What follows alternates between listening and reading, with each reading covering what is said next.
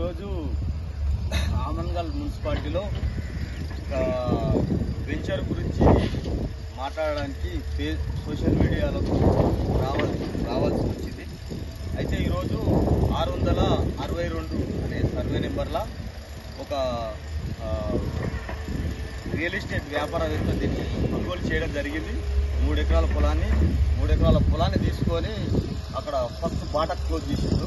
బాటకు close చేయగానే ఈ colony వాసులకు ఇబ్బంది, అక్కడిక్కడ పోయే వాళ్ళకి ఇబ్బంది గురి అయ్యేసరికి ఇదేంది అడిగేసరికి ఆ బాట తీసేసారు.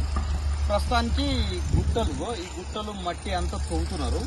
తవ్వి ఎలాంటి పర్మిషన్స్ ఉన్నాయి, మున్సిపాలిటీకి ఎలాంటి పర్మిషన్ తీసుకున్నారు, ప్లస్ ఆర్టీఐ ద్వారా మేము ఇవన్నీ విషయాలు క్లియర్గా తెలుసుకోవాలనే ఉద్దేశంలో ప్రజలకు ఇబ్బంది కలగకుండా రేపు ఒకవేళ ఎవరైనా ఒక ప్లాట్ తీసుకున్నాడు అనుకో, పెద్ద గుట్టలు తీసి ఏదోడు ఒక కష్టం చేసి ఒక ప్లాట్ తీసుకుంటే వానికి ఇల్లు కట్టుకోనికి పరిస్థితి లేకుండా అడ్డగోలిగా గుట్టలు తీసి రాళ్ళు అన్న పూడ్చడం జరుగుతుంది. అడ్డగోలిగా మట్టి తీసుకుని ఎక్కడెక్కడ ఏమేమి చేస్తున్నారో తెలుస్తలేదు.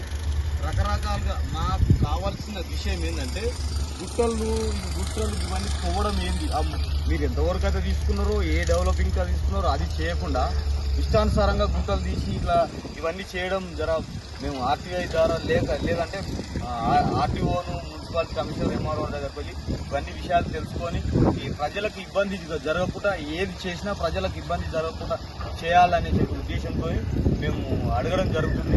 అట్లాగే ఏదైనా చేస్తే ప్రజలకు మేలు జరిగే విధంగా చేయండి.